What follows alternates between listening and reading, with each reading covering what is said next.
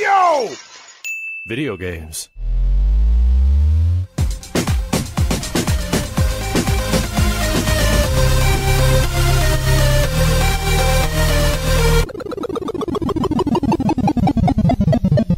What up, dudes, and welcome back to the YoVideogames podcast. I'm Matt. And I'm Andrew. And once again, thank you to all our generous patrons who kept us going for over 450 episodes. Yeah, if you're interested in becoming a patron at any level, please check out patreon.com/YoVideogames podcast. Dude of the week is EdgeGash98.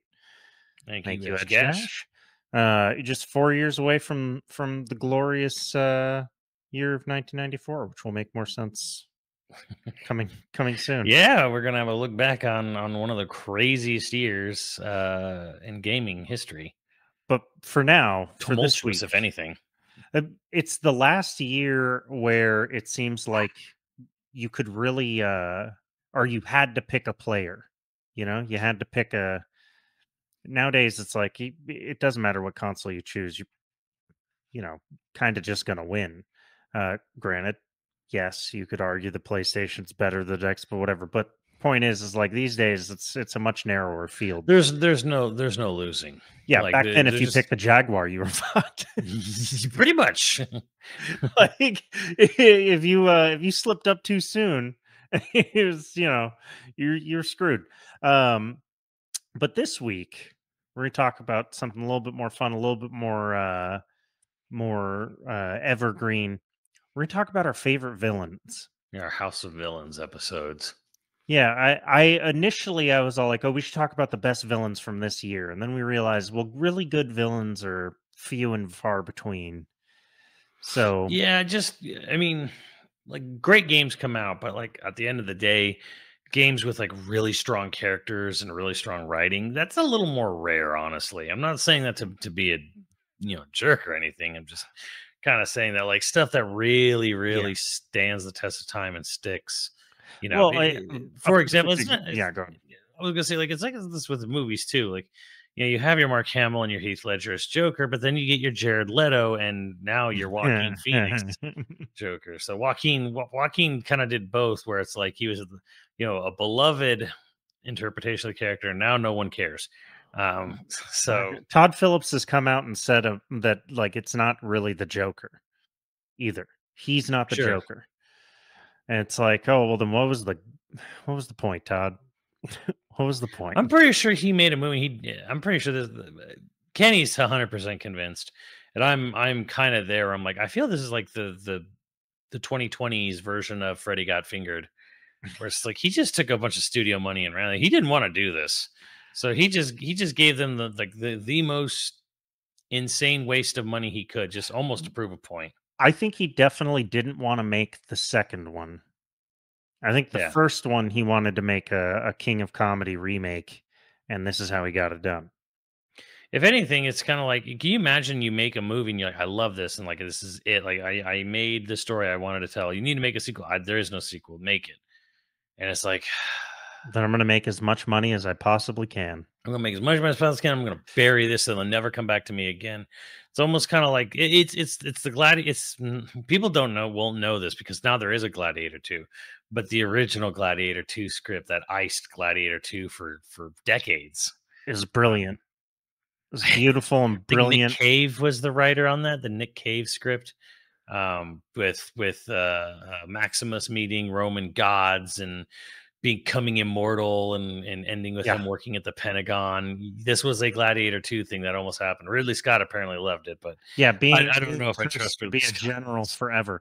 Here's the thing, sort of like how I feel like John Wick could, if you wanted to make another John Wick, and unfortunately they probably are, but if you're gonna make another John Wick, it should be him fighting his way out of hell. Yeah, to be with his dead wife in heaven. And then that was funny. I mean, this is spoiler territory. Who cares? But I remember they were saying like the John Wickers, like I got ideas. I got ideas for like 3 more John Wicks or something, like 5, 6, 7 or something. And a lot of people are like, what do you mean? How could there be? And then they're like, oh, but did you this thing? And the only funny thing is I didn't see John Wick 4, but I saw a picture of near the ending of that movie outside of a church, on the steps, and I was like, "Oh, it's Cowboy Bebop's ending." Yeah, it's a clear reference to Cowboy. And then he's like, "Yeah, it was a clear reference to Cowboy." Like he said, it was too. So I was like, Okay, so you did Cowboy Upsetting. You don't come back from that. Like, Yeah. Oh, but you don't see a body. are we gonna have Breaking Bad 2? Yes. Yes, we are. With Walter White? How I feel about villains, generally speaking, is that if a villain overshadows your hero, that is actually a failing of the movie in a lot of ways, or of the story in a lot of ways. Um, like a good villain should steal the scene while they're in it, and then once they're dead, you don't think about them again. Yeah, or In some way, just I mean, there's different ways to go about it. There's like villains you just love to hate. You just can't wait to see this guy get his comeuppance or whatever, right? yeah. So then there's like, oh god, I hate this guy so much. The Joffreys, right? Like there's the Joffrey type of villains where you can't wait to see them just get what's coming to them. Or there's villains that you can't look away from. Bill the Butcher in Gangs of New York. Mhm. You're just Or like the every time. charismatic Yeah, ones. he's just like he just runs the stage And that's basically. well, there's kind of like layer different types of charismatic because like I would say Bill the Butcher is closer to a Heath Ledger Joker, where you're not sitting there. He's got a point. He might be right. It's like no. This guy's a psycho, but I can't stop watching him, kind of thing. Yeah, but like everything he does is interesting, and I just want to stare and watch him do his Right. thing. Um, yeah, no, it's the Thanos was right, dudes. I I get I so don't want to get in there because it's so stupid. it's so dumb. It's like you stopped reading books in 10th grade, and now your whole personality is just like, yeah, whatever the edgiest thing is. It's That's so yeah, dumb. It's so dumb. to the point. I honestly wish they would have gone with the original thing if Thanos just really wanted to Fuck bone death. yeah. He wanted to bone death, and he had a bone. He had a bone for the Grim Reaper. So And the only way to impress her was to kill half of the entire universe. yeah, like So he's I honestly would be like, hey, you know what? Because I oh that's silly. I'm like, well, so is what we got. now I want to give some parameters of the type of villains that I really like. I love tragic villains, villains that were almost heroes and then didn't Mhm. didn't get there and became villains. I love grandiose villains that are like their hubris is the thing that makes them villains. Uh, I love uh, I love villains that are over the top, disconnected. They're so they're so disconnected from like a real moral scale that like you could be like you're the villain and they'd be like okay great. Like that, like villains like that are always just entertaining. Um, I think Yeah, it's number kind of one, like there's kind of like an interesting because I rewatched it recently and I know you probably didn't see it, but there was a sort of thing I thought was kind of interesting, even though it's a kids' film, with the villain Entangled. I don't know if you ever saw that movie. yeah, the mother, Yeah, the so the mother's stepmother. super, the stepmother, or well, not real mother, just like stolen, whatever. And the idea is like she has this line, she says it a couple times in the film. Oh, so I'm the bad guy. And first, it's just because she's a major gaslighter. Yeah, But then when like everything, when push comes to shove, she's like, all right, so I'm the bad. All right, fine, I'm the bad guy. yeah, Like, well, like they even knew like, oh, okay, fine. You know what? To get what I want, like it came to this thing where it's just kind of like, hey, I'm just trying. Look, I just don't want to die. Is that so bad? And then it comes down to this point. I'm like, if I have to be the bad guy, if I have to be bad to get what I want, so be it. yeah. I tried to be out of everyone's way, but you know what? Like there's this sort of like consciously crossing a line where it's just kind of like I know this is like it's because you got some villains who like I'm the hero, or villains who have no conscience, no country for old men. And I thought it was kind of interesting to like have for someone who wasn't trying to be a villain, was kind of just trying to stay away, being selfish as hell, right? But like at the same time, when push came to shove, it's like, okay, well, if I'm going to continue to get what I want, I have to go bad. And you know what? I'm okay with that. Like I'm I, okay crossing a line, kind of thing. No Country for Old Men is really interesting because the villain isn't really even villainous. He is purely chance. He is a force of nature. Right? Yeah. Like he just sees himself as just sort of like I am just a wave, Yeah, or I am a gust of wind. you can't corrupt him. You can't change his mind. He doesn't feel bad. He doesn't, like he doesn't hate children. There's nothing overly villainous, but he is clearly evil. He is a force of nature. like, like he just, it's creepy, and that's what, like, the whole point of No Country for Old Men is that eventually you meet something that you are just not the right man for. You're not built for the world anymore. The Mhm. people always think that the main character is Llewellyn, but the main character is the old sheriff, Yeah. and Oh, it's I thought him. so. I thought it was always Tommy Lee. It's him coping with the fact that he's too old to face this threat. Yeah. This threat makes no sense to him anymore. Um, yeah, it's like the villain is old age. Yeah, and then there's diving into it of the psychology of like oh well, are there people like this? I'm like, yeah, there might be, but those people are. I mean, I think it's just wrong to sit there and be like, okay, you're a product of billions of years of evolution. You have something which most of the existing material in this universe doesn't have, which is the ability to make choices. And you sit there and say, I'm a force of nature. Get the F out of here. You're just a piece of shit. Well, yeah, that's a character in a movie. There's something interesting. Is like, have you ever just got the heebie-jeebies about a person? Oh, sure. I've been to many anime conventions. No, just think about something. If you met an Anton Chigurh and you just got the heebie-jeebies about him, it's really only in the last 200 years that you couldn't just, nah, I don't feel right. Let's all get together and kill that guy. Oh, yeah, yeah.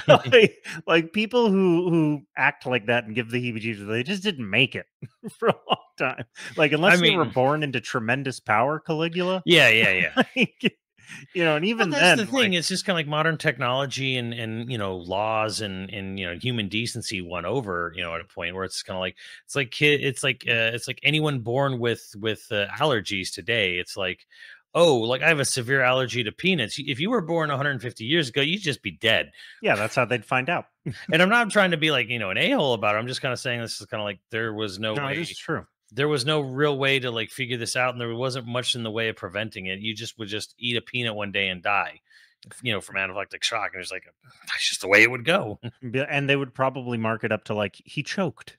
They wouldn't necessarily know what caused it. Exactly. Um, so do you have any general parameters for villains you like? Maybe that'll I hint mean, for people at me, one it's of like these. I kind of it's more like I like certain villain. To me, it's villain types categorized. I categorize it where it's like I like this is like one of my favorites of this type, and this type. And as far as just um purely stupid villain, like I just fun, like a Palpatine, if you will. Okay. I'm sure there's plenty of comics and books and novels and things that try to like legitimize Palpatine's life and rise, but in the movies, he's just Satan. Well, if He, you he if you he's like a very comically silly stage play version. Yeah, yeah. I mean, so in the frankly, Christian Dogma makes Satan way more interesting. I'm kind of like I'm throwing Satan under the bus here. He's not even Satan. He's just he's just a generic devil kind of thing, just silly, over the Yeah, top. he's the embodiment of silly evil. Yeah. Um, in the extended universe, the novels that all got wiped away, uh, Palpatine was uh, he was evil, but he was the reason he built the Empire was because he knew that the Yuzon Vong were Well, the coming, Yuzon Vong thing, which I was like, okay, that's and he actually had to, kind of interesting. It's too bad that got thrown away. But yeah. I actually liked the angle where he was trying to build up a defense force for something that was going to come in and the Jedi's couldn't do anything about. Well, because in the extended universe, the whole idea was that like nobody's born truly evil. Like they usually have some goal that they're going for, Yeah. and they step down the path, the dark path. And as they get more and more corrupted, they become more and more evil. but they justify it with, which is the Right. whole point of Anakin, right? His fear is justified by losing, and he goes down that path, but he Yeah, gets yeah. brought back to life. So the idea was like, oh, he was this Sith who thought he was going to save the galaxy, but he was willing to do all these evil things to form like an empire that could resist the Yuzon Vong. That all got wiped away. It was very interesting. But That was you can actually find the those only. That books. was one of the only ways where I felt like you could kind of make Palpatine kind of like not redeemable but interesting. But I love Palpatine. I love Palpatine Return of the Jedi just because he's just evil and he loves it. Yeah, Like goofy, over the top, he- ridiculous, evil. even episode 3, which I'm not. I'm no stand for the prequels. Prequels suck. Still suck. They always suck. But Ian McDermott kills it. Yeah, he He does a kills it great every job. time. He kills it every time. He's great, and he's great at doing that sort of theatrical type of villain. And when for villains, I love about and for one of my favorite villains, even though it's well, and I have to really specifically say particular version now. I love, and it's not even just one, but it's kind of a twofer, but it's a double package, same game. I love Salazar Sadler.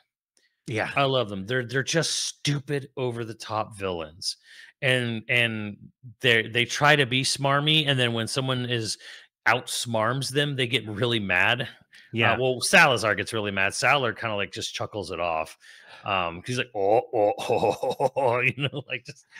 I It's like I love he's just a classic, and the thing is you have a villain. He's just a big piece of shit villain, right?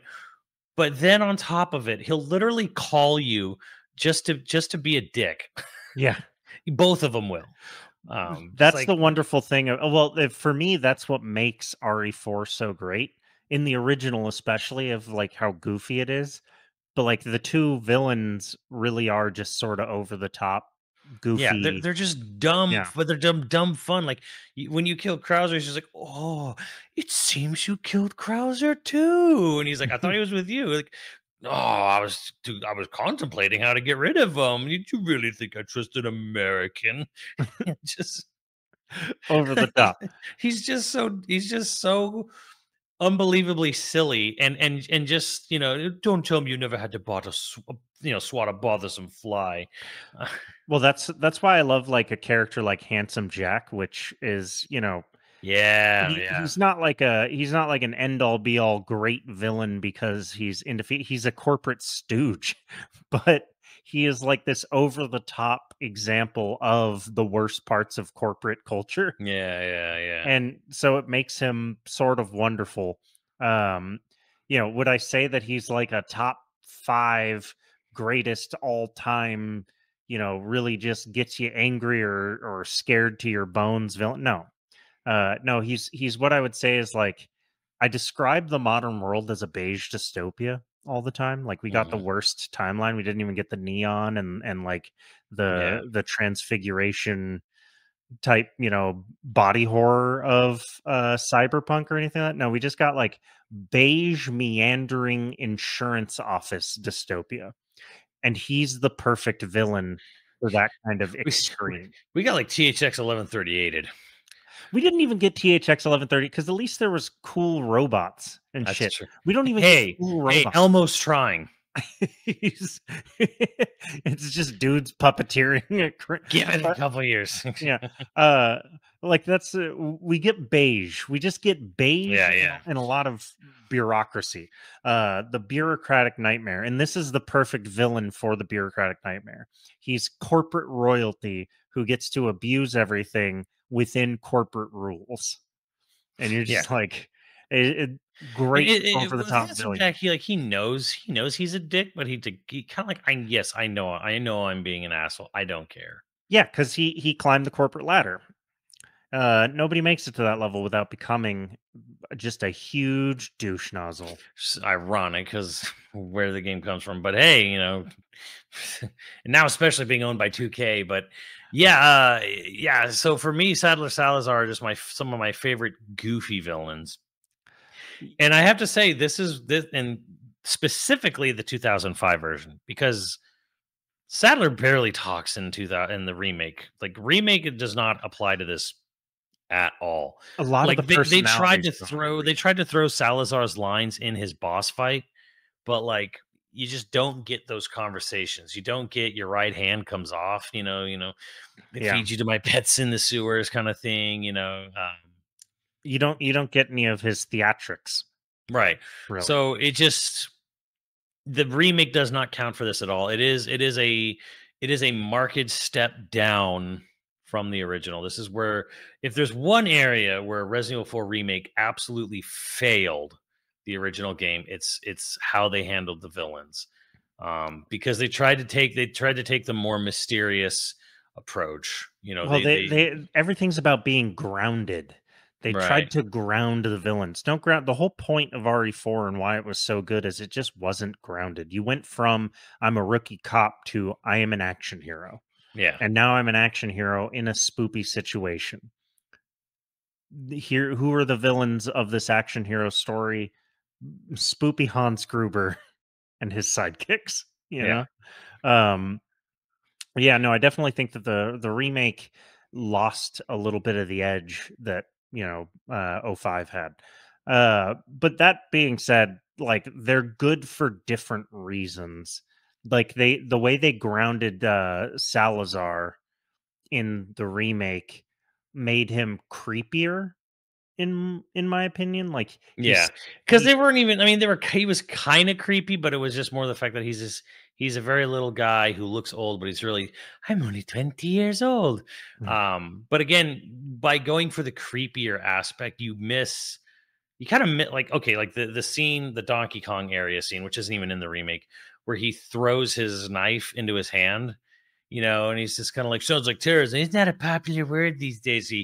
Leon throws the knife into Salazar's hand, and he like freaks out. He's like, yeah, yeah. and then the Verdugo throws it back and it like right into your neck if you miss the QTE. So you don't have goofy moments like that anymore. It's too bad. And I miss it. Um I didn't really lay this out into any order, but I will say one like villain that is cool maybe, but also like actually sort of sucks as a villain. And I'll just rip that band-aid off is Wesker. I know everybody loves Wesker. I Yeah, love Wesker in a lot of ways, but like he's not actually that good of a villain. Here's Wesker's problem. He could just be the emperor, and that would be fine. The problem is they kept him around a little too long, Yeah. and basically had to keep adding lore to him. Yeah. So I mean, and I'm actually, to Capcom's credit, they killed him and they have not brought him back yet. Like in a Thank God. timeline wise, which I'm like, you know what? I respect the hell out of this for you actually committing to him being dead. That's actually great. Because like Bring back Sheva. he has, Definitely bring yeah, back and I Sheva. mean, Don't bring back he's in the 4 remake, but not, not a lot, not a ton. right. But yeah, Wesker's problem is that he got too described. He is a cheesy one note villain, and it's kind of like the problem of like, okay, when you have going back to movies here, but it's like it's the problem of making Jack Sparrow the main character. Yes. You're giving him too much backstory. You're giving him too much. You're getting way too into this. Like now you're losing the mystique of it. Well, it's the reason why side characters are almost always more popular than like the hero in a movie like Pirates of the Caribbean because you Yeah, don't have to like give any real motivate like just one little motivation for Jack and a couple of like backstory things that can be goofy yeah. like And I that's like all the Pirates movies. yeah, They're not good, but I like all of them. I enjoy watching they're them. fun. Yeah.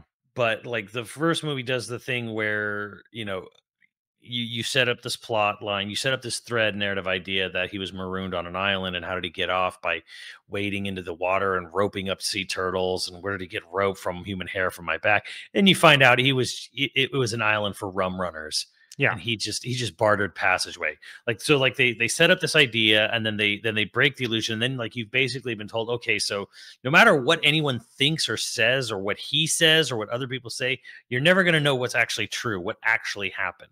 Hmm. And that sets up like, okay, so you have a mysterious character and he has legends about him, but then you discover the legends are possibly true, not true. And that's beautiful. But then you start explaining away his backstory, and then it loses all the How mystique. did he get the compass? How did he do it?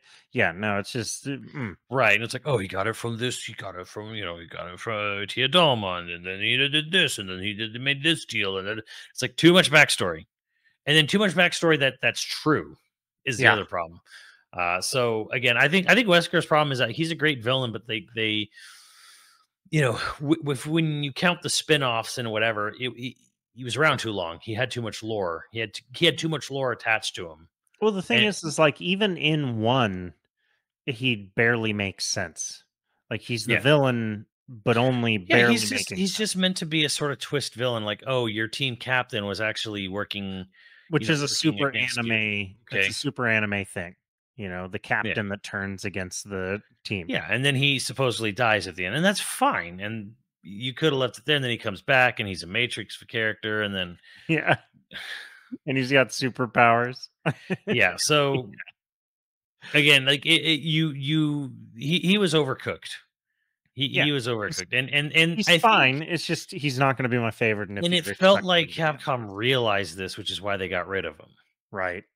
Yeah, Which was a smart thing to do, personally, I feel. But yeah, yeah, he's still a good villain, and he's fun.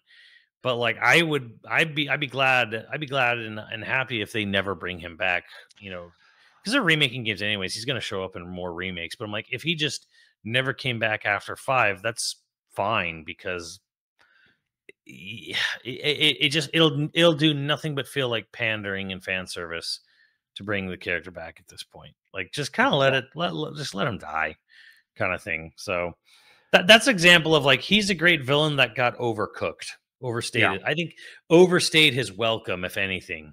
Um, It sort of reminds me of another villain I really love, and he's sort of not a villain. He's more of like an I don't know, an adversarial side character. But Revolver Ocelot is like in Metal Gear Solid, just loads of fun. He's just yeah, over the top, loads of fun. And then he comes back in Metal Gear Solid 2, and it's still sort of goofy, but yeah. They give it good. real. They give it real weird. Like, this doesn't make any scientific sense. And they actually try to say, well, he's Army. pretending. He was pretending the whole time on Right. that, because, like, the ultimate grand conspiracy that it was Major Tom, behind everything. Yeah. Which is kind of like that almost. I remember reading. I'm like, this almost feels like a weird. It feels a bit of an ass pull, where it's like, okay, I have to try to come with some actual definable reason, and then I guess Major Tom was the bad guy all along. I guess, okay. It was always just so weird to me that it was like, I Hey, guess, I don't know. but you got to remember, is like so little of that. We talked about this before, and not even that long ago. But like Metal Gear Solid 5 was just trying to make the other ones make sense. That was the Yeah, whole point of that game. yeah. And Because after the end point of 4, it was kind of like, well, how does this even fit? Well, let me explain how yeah, it fits together, and like, okay, I guess. it's one of my favorite things about video games for the longest time is that like the stories are nonsensical in many ways. And it's only recently, I would say, probably in the last 10-ish years, maybe a little bit longer, where like they've tried to make stories fit together for franchises, you know, or they've Yeah, tried to make the story, not just whatever they needed to make a hook work. Um, but like part of the reason why Resident Evil as a franchise is such a mess is like game to game, it was sort of whatever they had to do to make it work for what they wanted to do in that game. And I don't yeah, blame them. um, I the weird thing is like I realized when I was going down this list, I didn't have any modern ones, and so I feel like I shoehorned a later, like in the last couple years in here. And so I'll monopolize a little bit more time to say like a villain that I actually quite liked recently is Balder from God of War, the God of War 4 Ragnarok, not Ragnarok, the one before the Ragnarok. 2018. 2018. Yeah, it's just God of War.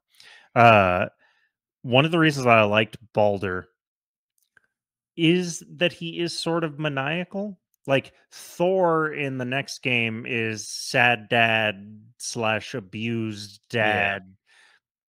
Interesting, but like Balder is this like maniac over the top, you know, just he's not even really like he's not a villain in the sense that he's got a plan for anything.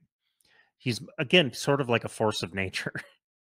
He is just like an earthquake. He Yeah. Well, shows up and he's just all bad news. right. Because if I remember right, with the thing with Balder is just because he's immortal. He couldn't feel Um, anything he anymore. couldn't feel anything. So he's kind of like Barbossa in a way, where it's like he feels nothing, and he kind of went insane from Y- just the fact that I'm like, I Yeah. can't feel anything. I don't die. I just continue to exist forever.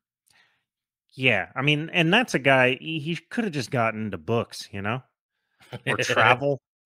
Yeah. Like he should have found other hobbies. He got just a little too into his problems. Um, but yeah, do you have anything in the last 5 years?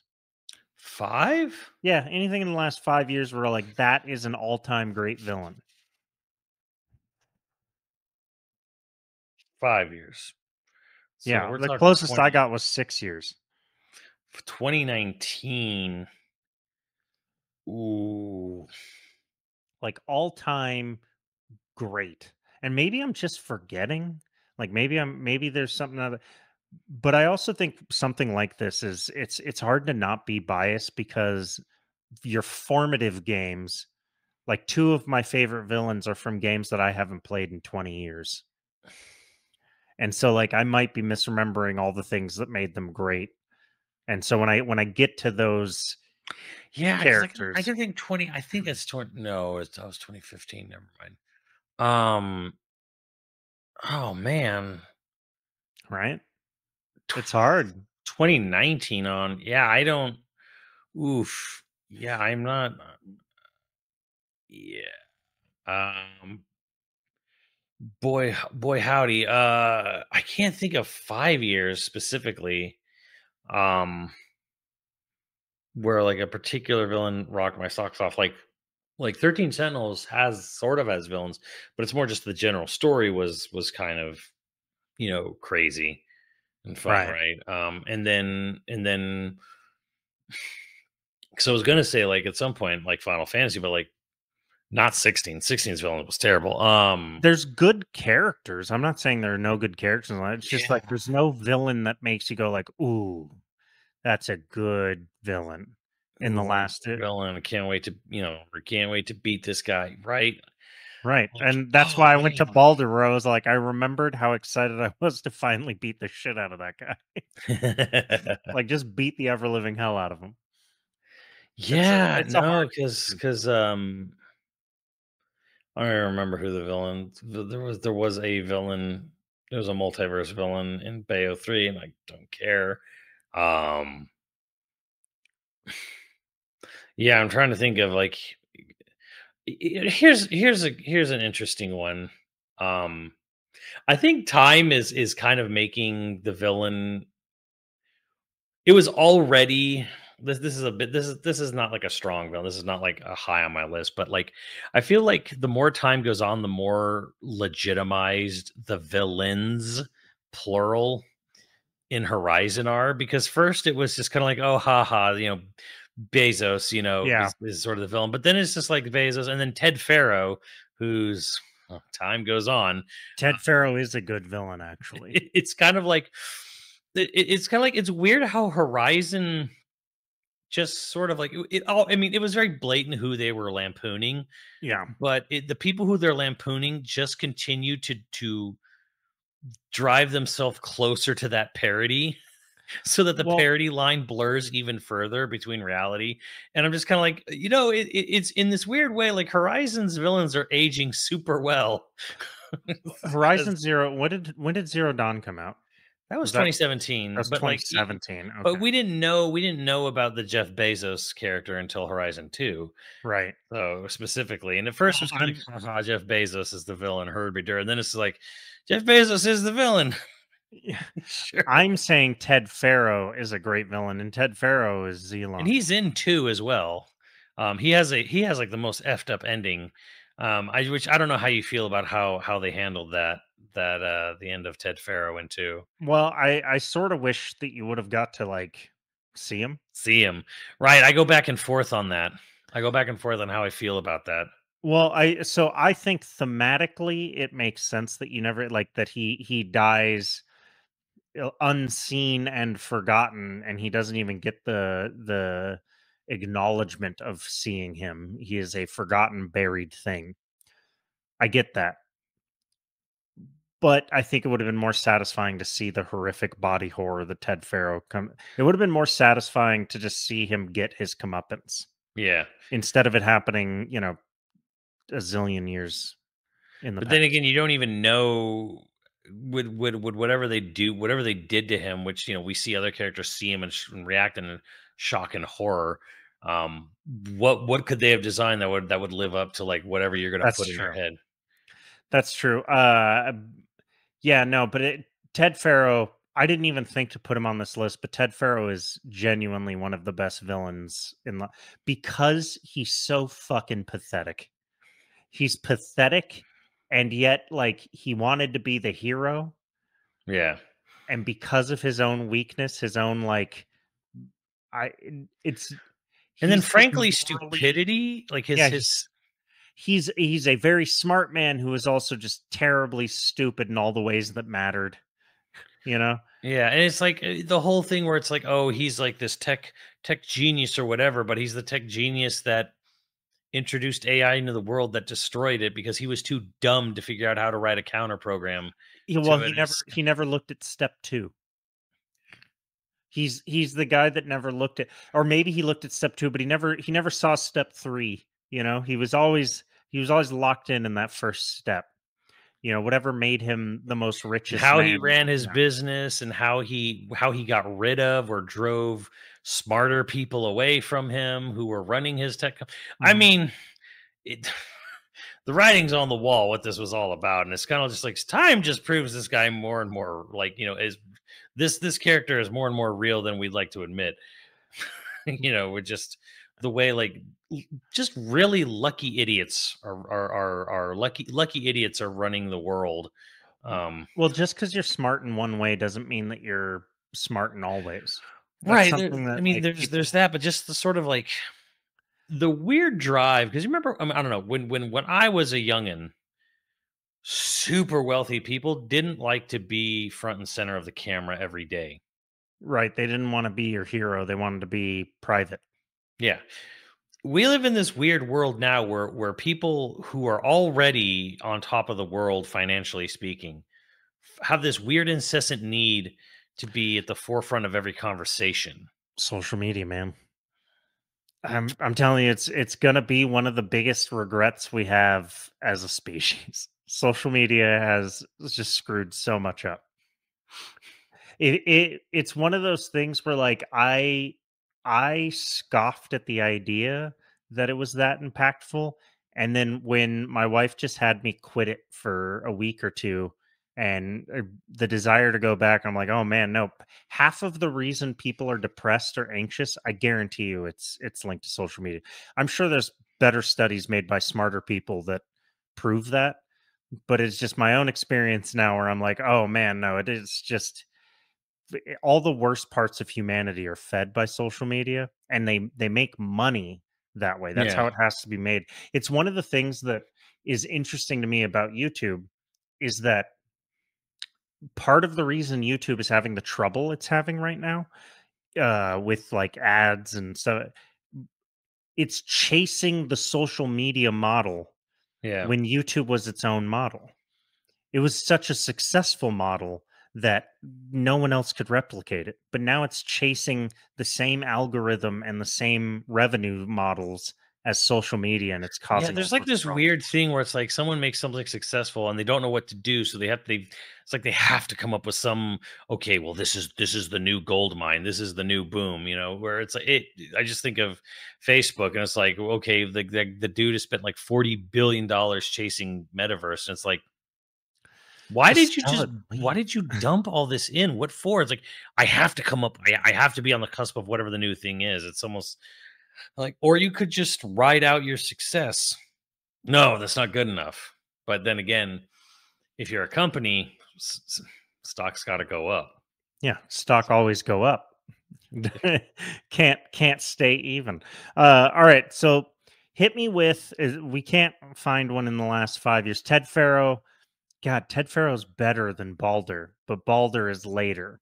So Balder is my most recent. Well, I mean, yeah, because I mean, you do get more story of Ted Faro in two, so it's kind of like this sort of, Baldur's gone after God of War 2018, so That's true. So it's kind of like this sort of before and after, if you I'm will. no, I you've convinced me that Ted Faro is the best villain most recently.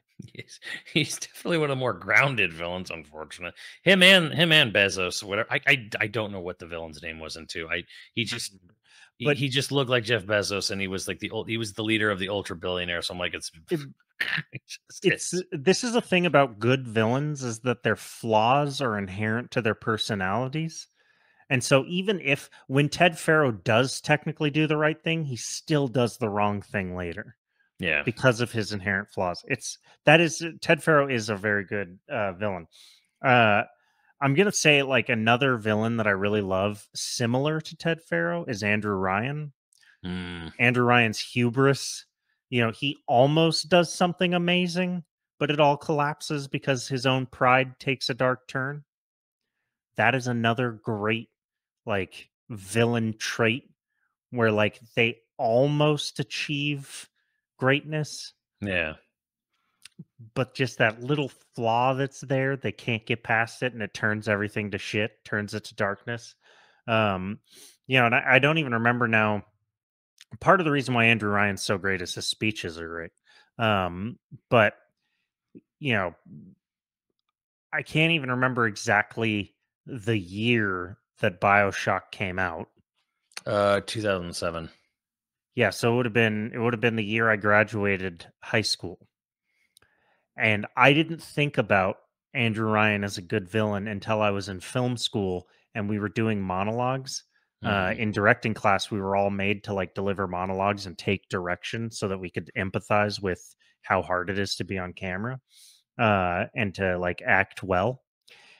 And this guy got up and delivered in one shot Andrew Ryan's monologue. The opening speech. Yeah, just delivered it, and it was just like it's the first time like that I saw video game writing get acknowledged as at least as good as film writing, I mean, because it is people are kind just of like, borrowing really heavily from Atlas Shrugged. it is, yeah, well, because that's the point. Andrew Ryan is a one big Ayn Rand reference, Right. but the point is like it's still that was the moment where I was like, oh, video games have changed quite a bit. Yeah. Like the writing in video games and the villains and because there was great moments in video games, but oftentimes the writing served the purpose of whatever the action hook was, of whatever the hook of the gameplay was. So they didn't a lot of video game writing was nonsensical, and I hadn't realized how much it had changed until that moment where someone did that, and I was like, oh yeah, no, video game writing has gotten like it's at least as good as film writing. Um, But I don't know, do you have any runners up before you get into your main villain that you're like, "Ooh." I kind of want to give a shout out because like they're trying really hard, although they're doing it in the worst possible way. I feel they're trying to legitimize Sephiroth as a decent villain.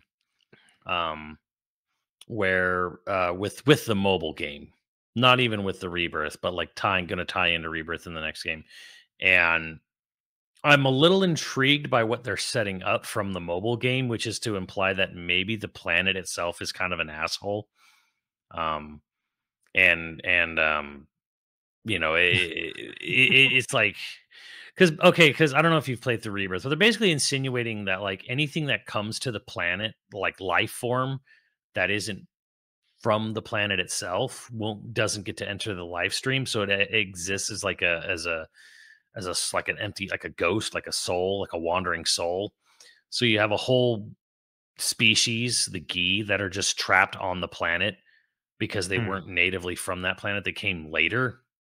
Um, And then there's this idea that like the planet will like always do this, and Sephiroth's maybe trying to like maybe he's obviously going to be he's still going to be a villain, but I kind of like the idea that maybe they're setting up that like um like nature, which I think betrays the core theme of Seven itself. But I'm getting a little ahead of myself here. I'm interested to see how if they can pull this off and make Sephiroth interesting, because I personally have always said I do not think Sephiroth is an interesting villain. I Well, it's don't the think same trope as Wesker. I don't think his turn is interesting or even justified. Like, oh, my whole life was a lie. I was a creation. I'm like, whatever. Like, grow the fuck up. Like, this happens all the time, where it's just kind of like, oh, I was groomed to be one thing. Yeah, and so now you're an adult and you realize that. So make a choice, like a human being. It's the exact same trope as Wesker. It's the captain who excelled in all ways finds out, one little thing and takes a heel turn. Right. Yeah. So they've been trying to change, or at least do something with him with his mobile, but all that being said, Sephiroth's not a good villain. Kefka's not really a good villain either, but he's kind of just fun because he wins, and he's just a psychopath. He's over the top. Yeah. There's kind of something fun in the fact that like someone got really high in a political system, but he's really just a psychopath, like a really over the top psychopath, and God he's knows, such a clown. Right, he literally is such a clown. But it's like, why did the emperor keep him around? It's like, well, the emperor himself was a greedy psychopathic bitch, and he just kind of liked the fact that he had someone on his side, who was just as twisted as him. He didn't think, but never thinking, oh, maybe he'll try to jump me. Oops. But he's fun, but never see it coming. He's fun, but he's kind of one note, right? Arden in Final Fantasy 15 is a good Final Fantasy villain. He's actually a very good villain. And I didn't play 15, so I don't. It's really unfortunate because I'm going to try to summarize this. I'm probably going to get some details a little wrong here, but basically, think of it like a plague. Like in ancient times, way before the game, there was like a sort of plague or whatever, and then there was Arden who was one of two princes, had an ability to cure the plague, but curing the plague also kind of like took it out of him as well, right? Mm-hmm. And then he basically was trying to heal people with all this from this like this plague thing or whatever, and then his brother straight up just took the throne from him, and basically he really got shitted out. Like he really a person who was trying to help the noble peasants or whatever, or not the noble, the nobleman who was trying to help the people with their affliction, basically got cast out of his role from pushing back this plague entirely, and his brother just kind of usurped the whole thing. Took it from him. And it goes into more details than that, but it's like he just got completely screwed out of his whole role, which was to push this thing back, and then he would die. But then like later on, like his whatever soul power, whatever the hell, would be used for future generations to help overcome this general darkness plague thing or whatever, like Fable 3, very similar to that. Anyways, he basically after helping people and getting sick and corrupted and all this thing, his brother just takes it from him. And so he basically gets cursed for like eternity, basically, in a way, because of for no reason, for no real, no real decent reason or whatever. So it's kind of like this weird thing where it's like, wow, yeah, like, oh, I've got to do this thing. I've got like, because he's Noctis, you're this descendant way down the line, like for 15th generation in or whatever, right? And it's kind of like the usurper, Noctis. Yeah, of the usurpers. And you're like, hey, guess what? Your original, like, this whole family plan thing or whatever, this is all because your original ancestor screwed everything up for everyone and really screwed over the guy who was trying to help people. So it's kind of like, yeah, like it's kind of like Arden, and Arden's not inherently hyper villainous. He helps you out throughout the game or whatever. Initially and whatever, before going off on his plans. I think his plan is to basically try to just, I don't remember what exactly it was entirely, what he was like trying to do within the main game, but he was like, what happened to him was kind of like is the fault his brother back 15 generations ago. Huh. And that's what you kind of find out. And it's kind of like, oh, yeah, actually, this whole thing is all just it's like a generational trauma villain is what he is. And I'm like, that's kind of interesting in a way where it's not even like the villain didn't have villainous motives. He didn't have villainous designs. He literally just got screwed over by his own family. And like made into the villain until he got like completely like corrupted by it, kind of thing. Do I want to play 15? I mean, you could probably Royal Edition's not too bad, but yeah, like the whole thing where he's just basically trying to like, yeah, I am trying to screw over this whole family lineage, and it's like, yeah, well, this, he got completely screwed over by them, so he's. I'm not saying he's a good guy, but I'm just saying kind of like, yeah, Well, like he was a good guy, and then he got made into the villain, and then that's for like generations they just kept this lie propagating and going and stuff. So my one of my favorite. There's two that I really love, and they're both from like the 90s. But one of them fits that same mold. It's Kerrigan from StarCraft. She's a ghost mm, for the Terran Republic, and yeah, uh, yeah, yeah, yeah, and she gets sort of screwed over and left behind on a mission, and she becomes the Zerg Queen. And it's this it's supposed to be the trope of like the chosen one, uh, getting screwed over slash falling to the dark side, same thing as Anakin kind of thing. And so if I remember correctly, over time she flips from doing the good thing to the bad thing, but she's sort of like a feral being right. later on. But that's similar. And then my favorite that that from childhood is Arthas from Warcraft. And his whole shtick was he was a good guy. He was trying to do the absolute good and essentially corrupts himself by trying to be the big hero. Hmm. And so he becomes the ultimate villain Yeah, because he corrupts himself chasing power to be able to do the right thing. And I've always loved characters villainous characters that are mirrors or echoes of the heroes themselves are always very interesting villains. It also makes for interesting conflict because the hero and the villain have similar emotional like innards basically, or motivations. And so usually their goals are perfectly opposite, but their motivations are yeah, well aligned. uh Heroes like that, well, Bill the Butcher, you know his motivation and his goal is perfectly opposite aligned from the main character in Gangs of New York, right? um you know but they have weird mirrors. Yeah, it's just I characters like that will always end up being more interesting. And so I don't know if it's because these are two characters from early on when I was a kid mhm. playing video games, or if it's just these types of characters have always interested me. Period. Um, I'm trying to think if there's another. I mean, Oh, sometimes you love a villain and then like you realize, the villain was just kind of silly or hokey or whatever. well, that actually Dracula from the Castlevania series. As they build Dracula up, he goes from dude who says some hardcore stuff, and is kind of cool because it's Dracula. But then they Yeah, give him more and more motivations and background. And he becomes a tragic figure yeah.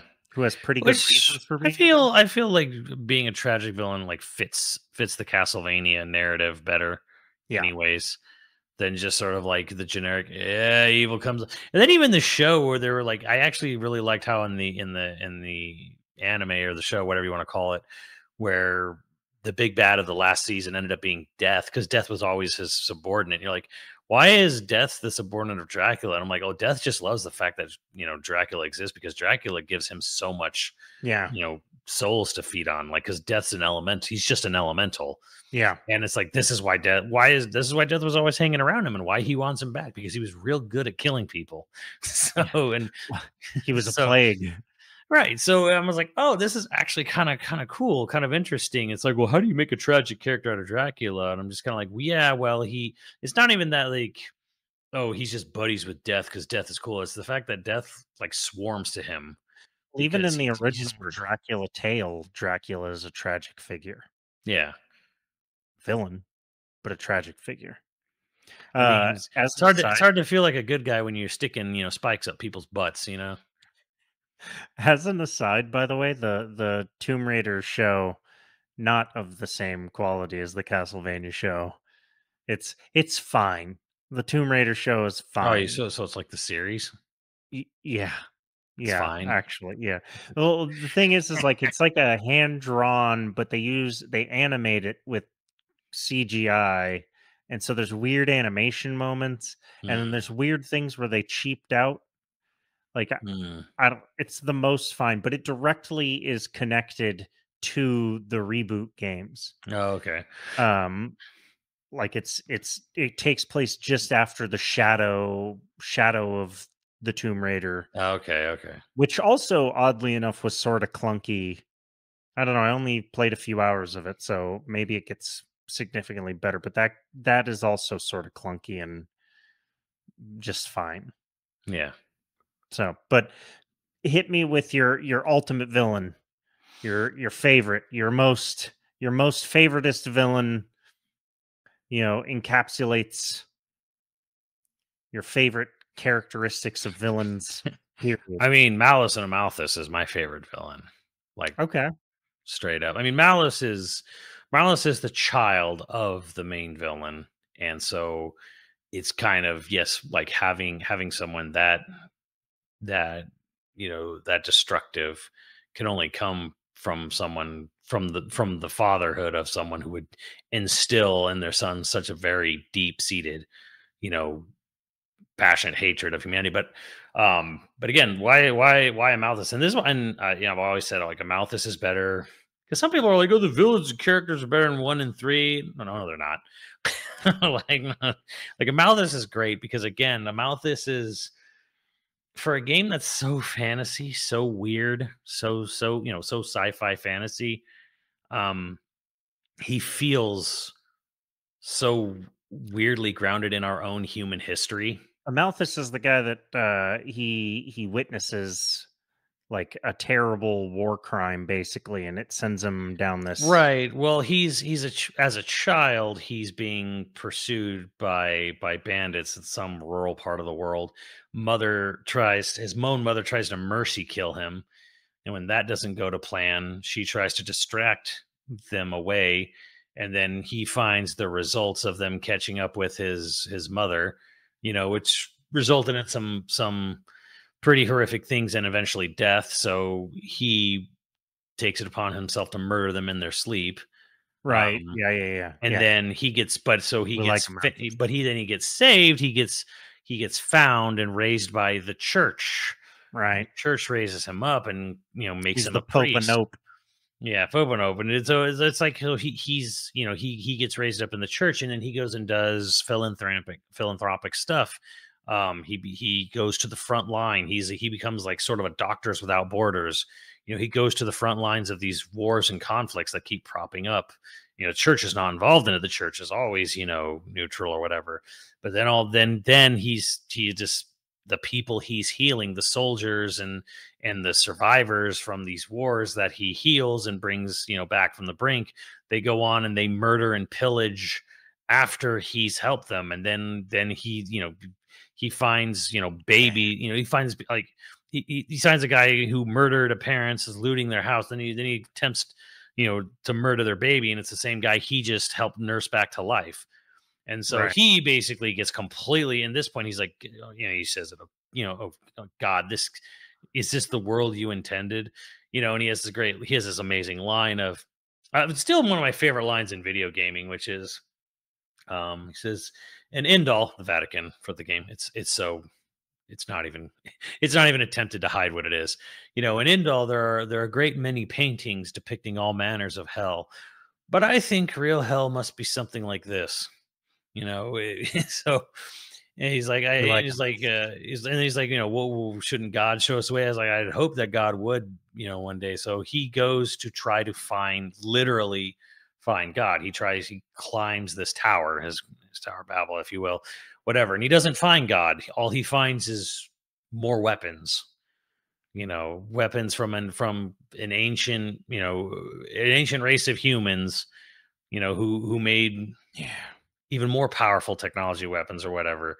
So his whole thing is just like the world will do nothing but war with each other and kill each other. So he positions himself into the church, and he's already a priest, so he positions a coup, puts himself into the pope position, and then he basically orchestrates it so all the blade weapons in the world come through the Vatican first, because he cleanses them as a holy man. And so he distributes the weapons, or rather, but these are sentient beings. So he starts dictating where people go, because God's not going to do anything for the world. I've clearly seen that. I have to do it. So I'm going to decide which countries live and die. I'm going to decide how this, and he does try to, throughout the game, he actually stops war from breaking out and what have you. But all his motivations and everything are basically like, I am the one, I am basically God or whatever. But then even when he's dying, he's just kind of like, he's angry at God. He's just like, I've done what you've asked. Haven't I always followed your word, kind of thing. Yeah. And then he's just at the end, he's just like, Mother, how come you don't answer when I call, kind of thing. So at the end of the day, it's kind of like, one, he's just a terrified, traumatized little child who saw way too much of the evil of the world. And then he tried to find Jesus, but then found out, even helping people, people are still fucking twisted and evil. And then, there's even great lines of dialogue he has with other characters where they're talking about immigrants, in refugees in these camps, and he's just like, well, then he's like, why not just let them do whatever, kind of thing. And then he's like, so you hate them? And he's like, oh no, I don't hate them. I hate this world. And his whole thing is like, I don't hate people. He's like, people do what he's like, because this one person, Zeke, is telling him about how there's a human trafficking market going on, with the blades and whatever. He's like, they line them up, put little pictures of what the blade will awaken as, they sell them, and he's just like, it's the same as it ever was. And he's just like, when people are denied something, they will try to take it by force. He's talking about himself too. He doesn't, Yeah. you don't even know if he realizes it, but he basically, and then he's just like, well, why do you not, why not kill them all off, or why not let them do whatever? And he's just like, I hate this world. And what he's really saying is, I hate the system of life, the whole dog eat dog, the whole everyone has to kill to live. I hate this world. I hate the way it's set up. Like, I Yeah. hate, and it's like, if there is a God, which I looked for and couldn't find, I hate God. But I did, I found these weapons or whatever, but it's like, I hate this whole world. Like, and his whole thing is like, this whole world is this whole system of way life lives and dies. I hate it. He just hates everything. And then, like, as the main character surmises, like, well, what's left when you hate everything? Like, you end up hating yourself, kind of thing. Like, it's just the sort of emptiness that comes from that. And just like, that is why I like that villain the best, because it's humans, because it doesn't shy away from the fact that humans will do terrible things. And again, when you deny someone something they want, they'll find a way to get it or whatever. And then, like, he asks, like, when this one character Zeke, he's like, which he saved this character Zeke's life, and he's just like, tell me, have you ever killed anyone? He's like, no, I don't see the need to. I think killing makes you weak. And he's just like, I suppose I'm weak then. It just, because he's like, the whole idea, and like, and then when you do meet, like, the sort of the God, is not really God, but like, it's just when people lose something, they treat it, gotten the quote unquote God of the game is like, why is he like this, kind of thing. And it's like, when people lose something, they seek to ask the question of why, and I don't have an answer, kind of thing. Yeah. Sometimes there isn't any answer. And it's, so there's all these different layers to if someone just goes through so much stuff, it's like, how could you ever expect a character like that to go through that kind of childhood upbringing, go through that stuff in adulthood, like seeing all your hard work get turned into humans, or just like you just keep reverting back to the natural state of terribleness that they are. And it's like human, and I always jokingly say like humanity is a mistake, and it kind of is, but like it's one of those things where, oh, most of the time with most villains and most media, you can sit there and say, oh, they're just dumb, or they just didn't have the willpower, they didn't have the fortitude, they didn't have, or whatever. And it's like, this guy tried everything, and the world always showed him the worst of itself. How could anyone ever reasonably expect anyone, to turn out any better? How could you expect anyone to ever, how can you forgive, a world? And the thing is, he lives a very long time. He lives hundreds of years because that's how his race rolls. So it's just kind of one of those things. It's like, imagine living, in any 500-year period in our own history. And it's like, would you see humans coming together in some glorious fashion? The Great Peace is after World War II is the closest humans ever come to like a more lasting peace. And it's not great. There's, full of atrocities, and then the decades after World War II, and it's called the Great Peace period. So, I mean, it's for me, I look at this character and you're like, you cannot blame him for anything. You almost can't blame him for anything he does or any of his ideals. He's just, who's going to go through that and come out okay? No one. I sort of expected to say Armstrong just to. Oh, Armstrong's a favorite of mine because he's just a neoliberals, or not, sorry, not neoliberal, neolibertarian wet dream of a character. Well, it's so funny how many He's just taken to an extreme. Yeah, like how many great villains are libertarians? Andrew Ryan. Right. Like, the thing that makes Armstrong great is like, you listen to him talking, you're actually like, yeah, I'm wait, no, wait. I don't know how I should feel.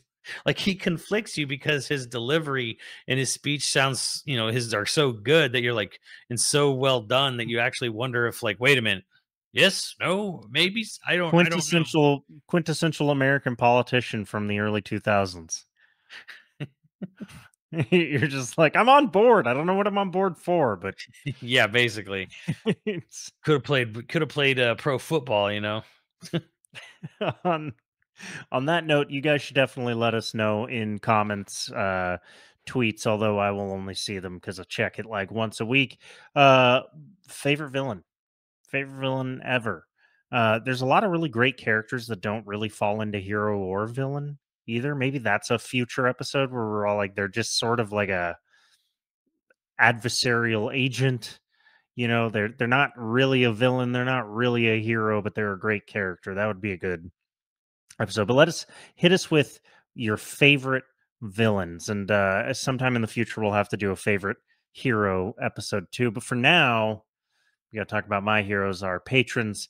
If you want to become a patron at any level, please check out patreon.com/YoVideogames podcast. Due to the week was EdgeGash98. Thank you so much. And our producers for this episode are Dragonwolf Makoto, Austinite, Zybernite, Scrunami, Croy35, HyperViper89, Hockey Kong 64, LCL Mayhem, and Ziggy Z. Thank you, dudes. We'll catch you next time.